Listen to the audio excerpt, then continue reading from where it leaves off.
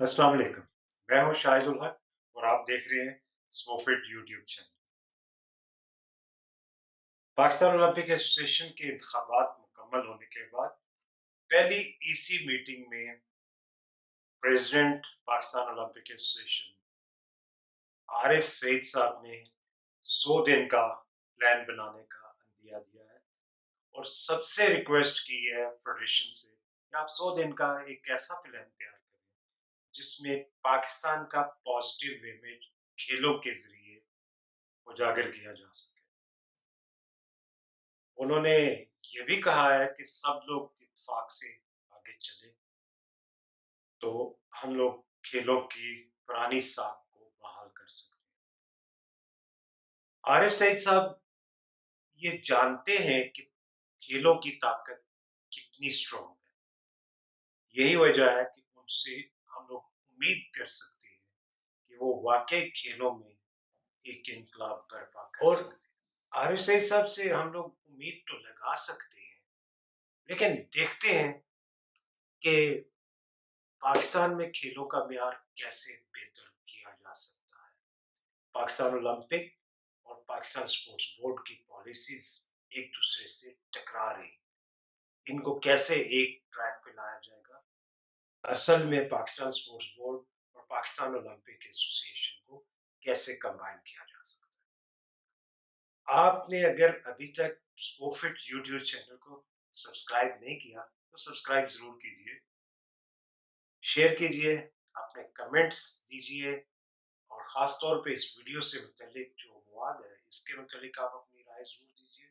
जहां आरिफ सईद साहब ने 100 दिन के प्लान की बात की है, अगर वो पैरेलल फेडरेशंस की बात करते और 100 दिन में उन्हें टारगेट देते कि 100 दिन के अंदर अंदर तमाम ग्रुप्स को बिठा के आपस में मिल बैठ के ये अगर मामलात को तय कर लें तो पाकिस्तान की स्पोर्ट्स और ज्यादा स्ट्रॉन्ग। आरिफ सईद साहब, आप चाहें तो इस वक्त आपके इख्तियार,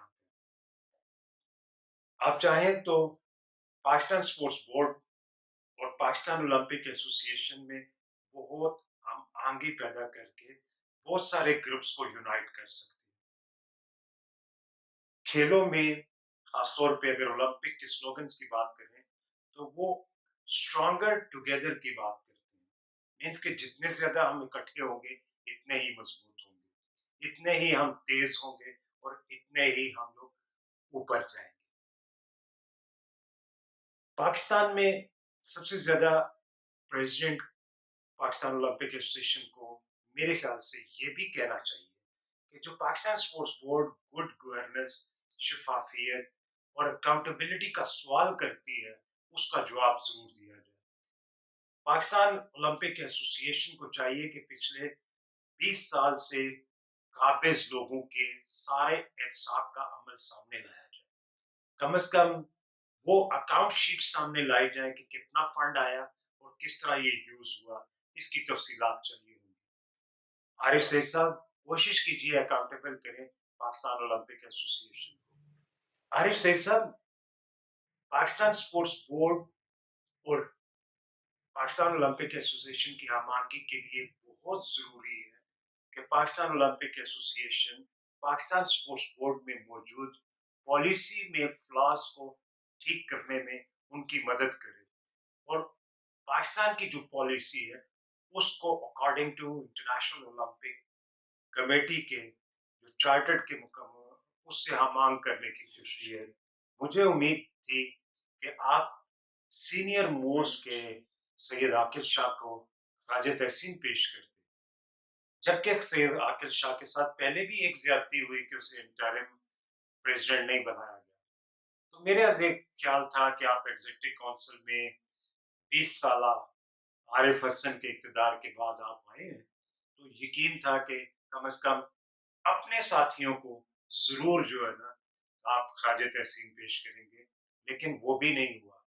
और मैं समझता हूँ कि आकिल शाह साहब की फैमिली अव्वल रोज से ही पाकिस्तान ओलंपिक के साथ, उनके वालिद साहब इसके एग्जीक्यूटिव मेंबर थे और केपी ओलंपिक के वो प्रेसिडेंट रहे और हॉकी के भी बहुत बड़े लेजेंड रहे।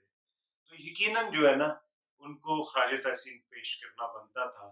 لیکن میں حیران ہوں کہ آپ پاکستان اولمپک ایسوسیشن کے اندر بھی شفافیت کو زور دیں اور دیکھیں کہ پاکستان اسپورٹس بورڈ نے کرپشن، اقربا پروری اور ہیومن ٹریفکنگ پہ آپ کے ہی سیکٹری کو اور پاکستان باکسنگ کے پرانے سیکٹری ناصر ٹونگ صاحب کو اور ویٹ لفٹنگ کے حافظ عمران صاحب کو یہ الزامات لگا کے بین کیا ہوا ہے.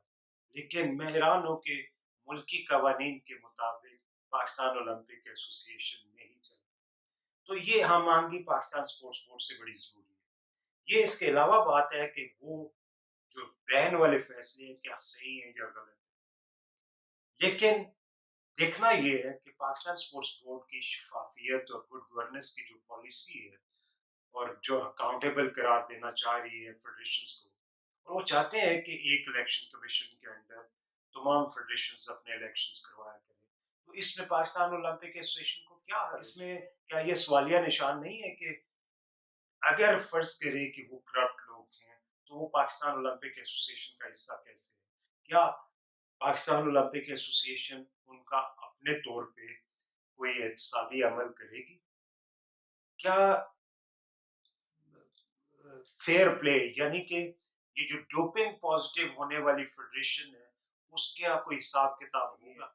مینس کہ آپ اندازہ لگائیے کہ پاکستان کی بدنامی جس میں سب سے زیادہ ہوئی ہے وہ ہے ویٹ لفٹنگ. وہاں پہ اس وقت تک مور دین 10 لوگ جو ہے نا ڈوپنگ پازیٹیو ہو کے اور ڈے بائی ڈے اس کے مزید ریزلٹس آ رہے ہیں. پاکستان اسپورٹس بورڈ کی پالیسی میں بہت ساری گیپس ہوں گے.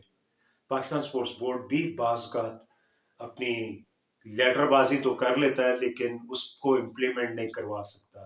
اس میں جیتی جاتی پاکستان باکسنگ فیڈریشن کے ریسنٹ الیکشنز ہیں جس میں انہوں نے الیکشنز کروائے اور اس وقت پاک فوج کا قبضہ ہو چکا ہے. اس میں پاکستان اسپورٹس بورڈ کو یا تو دھڑلے سے اپنی تمام چیزوں کو امپلیمنٹ کرنا چاہیے یا پھر یہ ڈیوائڈ کر کے دو فیڈریشنز بنانے میں معاون نہیں ہونا چاہیے.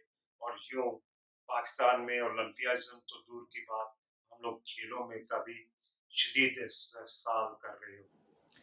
پاکستان اسپورٹس بورڈ کو چاہیے کہ پاکستان اولمپک ایسوسی ایشن کے نئے صدر کے ساتھ مل بیٹھیں، ایک ٹیم بن جائے جو ہر چیز کو مل بیٹھ کے کرے.